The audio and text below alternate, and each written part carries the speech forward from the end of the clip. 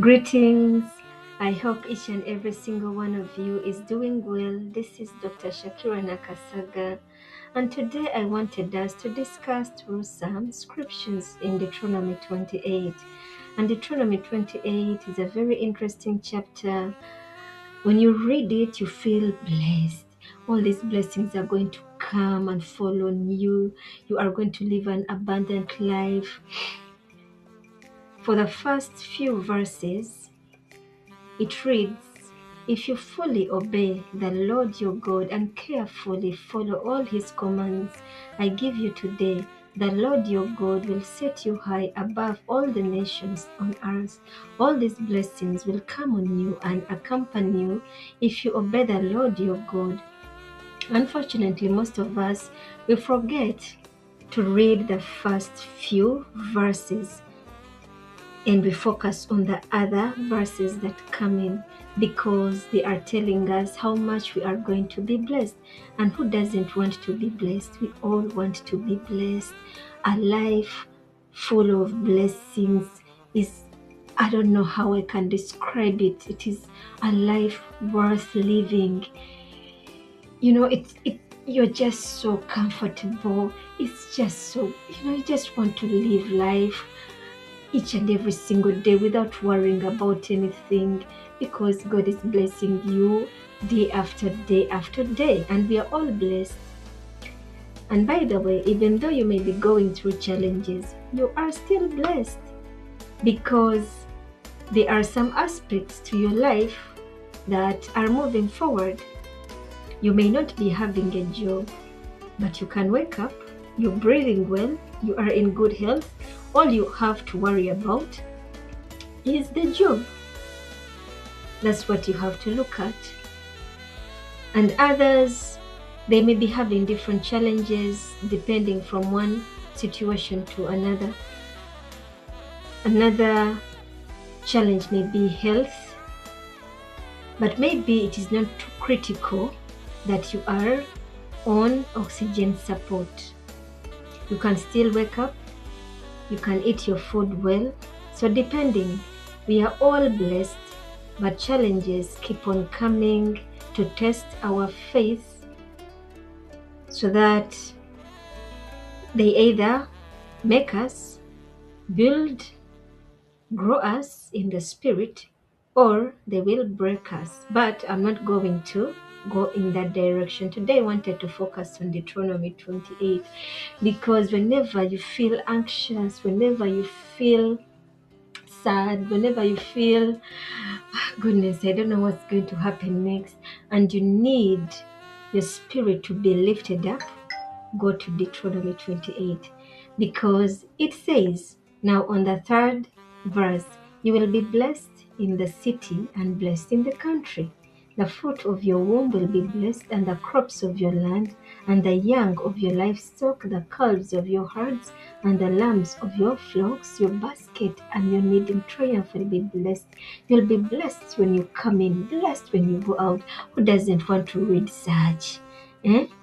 The Lord will grant that the enemies who rise up against you will be defeated before you.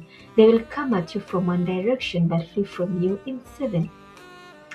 The Lord will send a blessing on your barns and on everything you put your hand to. The Lord will bless you in the land He's giving to you. The Lord will establish you as His holy people. And that chapter goes on and on and on. Today I wanted to discuss obedience. Before the blessings, there is obedience. And obedience is an act of love. When you are to think about how much blessed God is going to make your life, pouring out His blessing onto you, it comes from a point of love. So for you as a human being, what can you do? Imagine you have someone who loves you very much and they give you everything. A blessing is a benefit. It is something that is coming from God.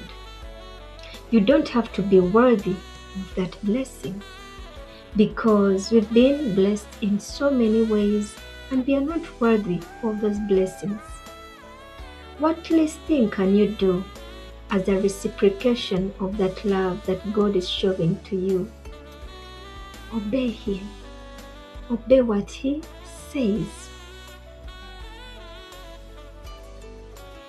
Looking at it in that direction of love, I'm obeying God because He loves me and I love Him. You are supposed to love God with all your heart, with all your mind, with all your soul. That is going to guide your faith in a positive direction, knowing that I'm obeying my God. He is blessing me, giving me things that I don't deserve. He's giving me the favor that I'm not worth. The least thing I can do is to obey what He tells me to do, because it is well written here. But most times those verses are skipped and you can just be talking about these blessings and blessings, but ignoring what you have to do first.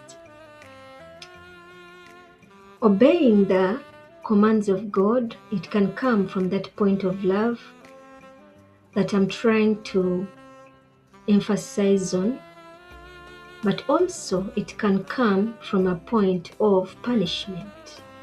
That if you don't obey these commands, then all these punishments are going to befall you. And again, it is there. When you read the book of Deuteronomy, the punishments, they are also well stated.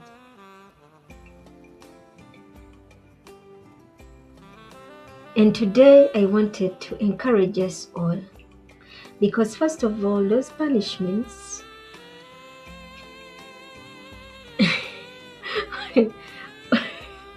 they are scary.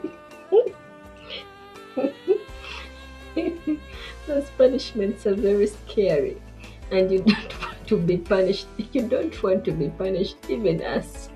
Like you're old, whether you're very young. You remember when your mama used to bring out that long stick coming to beat you? No one wants to be punished, but it is the reality. However, what if we look at punishment in this way? Punishment, first of all, in order to avoid being punished, you do what you're supposed to do out of the fear of being punished. Out of the fear of being punished, you do what you're supposed to do. But that can affect your faith in a way that you are not approaching the throne of God out of love, out of reverence. You are approaching it out of mere fear. It's like having that very hard father who comes at home and all the children run away because they fear him. He's going to beat them. He's going to treat them in a way that they are scared. They are very anxious. So when Papa comes home, everyone has to run away. And we don't want to look at that in that sense, though.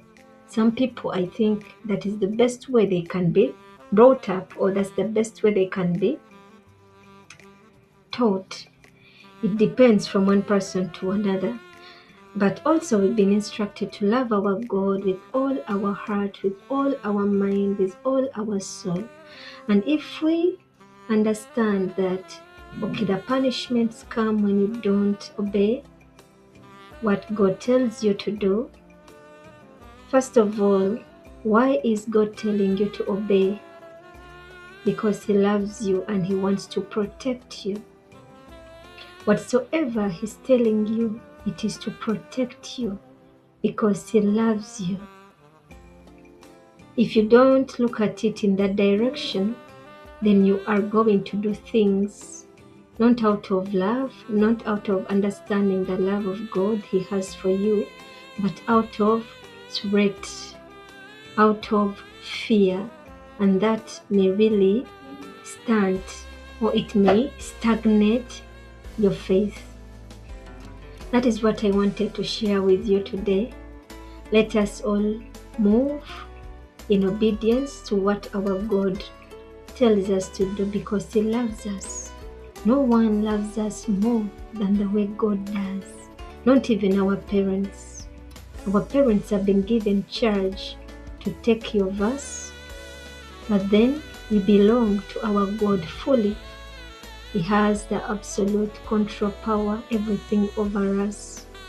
Our parents may be like our guardians in the spiritual sense, but why don't we love on our God, follow His commands out of love, not out of duty, not out of fear? Because it is going to produce a greater good, which are all these blessings that we enjoy to read each and every single day. All right, then, this brings us to the end of this discussion. Again, this is Dr. Shakira Nakasaga. Please get a copy of my book. It is Wisdom for Young Adults. It is on the Amazon. If you are out of the United States, it is on Selar. You can get it from there.